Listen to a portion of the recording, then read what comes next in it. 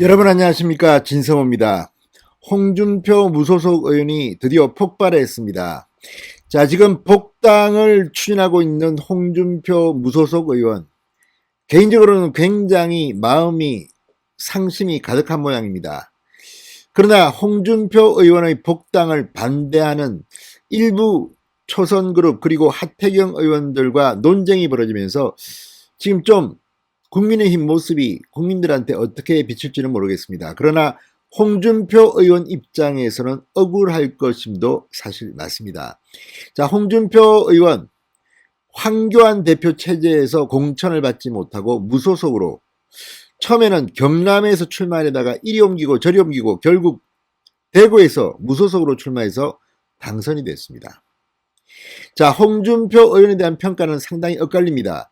홍준표 의원이 그동안 했던 이미지 그리고 그런 결과들이 있기 때문에 홍준표를 반대하는 거 아니냐, 이런 홍준표 복당 반대론도 있는가 하면, 그래도 홍준표 같은 정치인이 어디 있느냐, 홍준표가 고생됐고 그동안 참 노력도 많이 했는데 오히려 피해자인 홍준표를 저렇게 문전박대하는 것이 정치도 이상 맞느냐는 그런 동정론도 있습니다.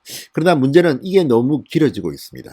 그러다 보니까 야당, 특히 이 보수 지지자들은 좀 피로감을 느낍니다.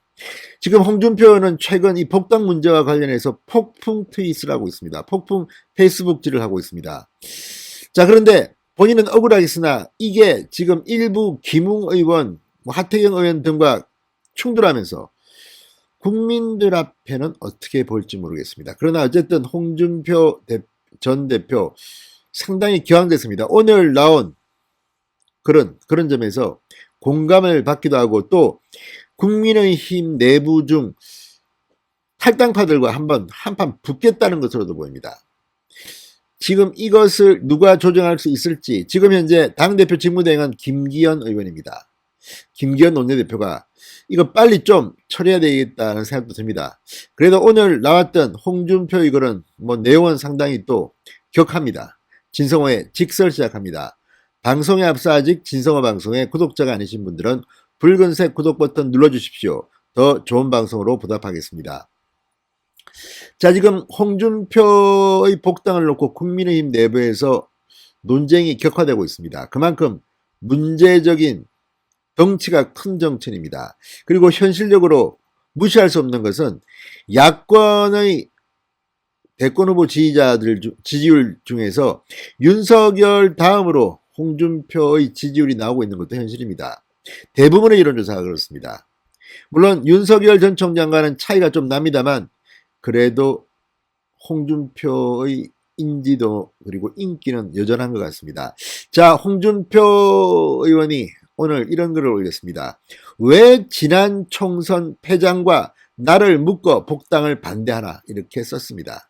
자, 여기서 총선 패장은 황교안 전 대표를 일컫는 것으로 보입니다.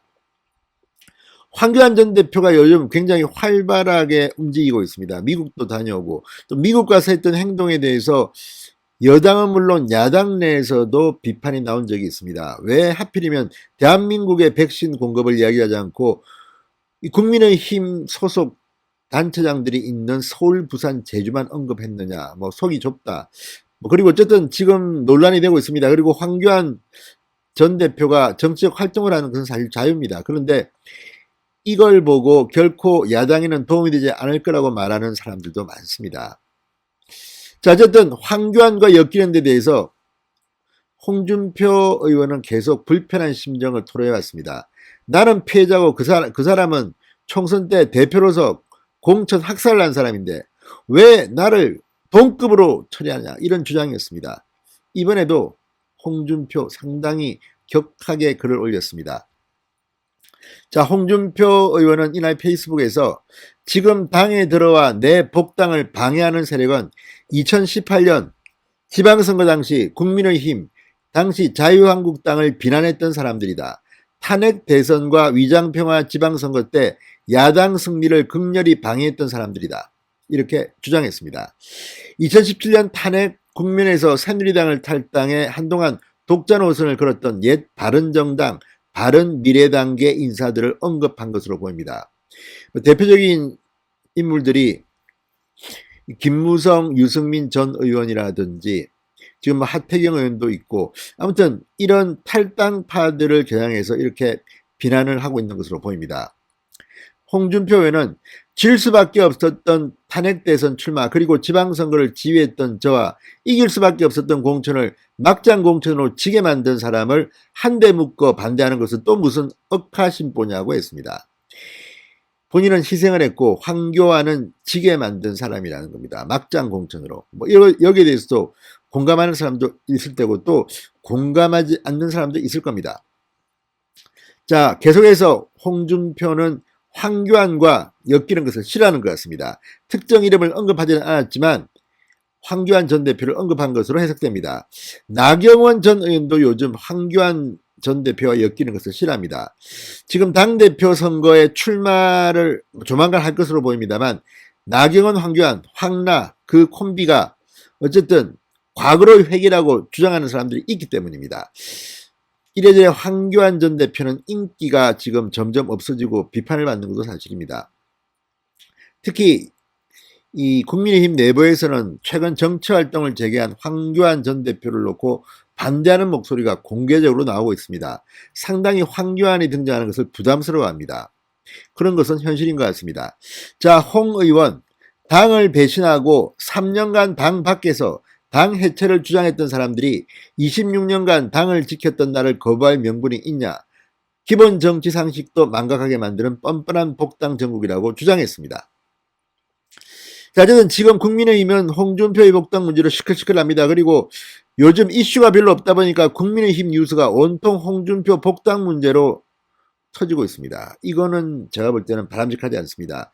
홍준표 의원이 억울한 것은 맞는 것 같습니다. 그런데 어쨌든 이 논쟁이 너무 과열되고 있고 특히 하태경, 홍준표 간의 이 설전은 조금 수준을 오버하고 있는 게 아닌가 싶습니다. 아무튼 홍준표 의원과 국민의힘 일부 의원들 간의 이 논쟁을 김기현 당대표 직무대행은 조정하시기 바랍니다.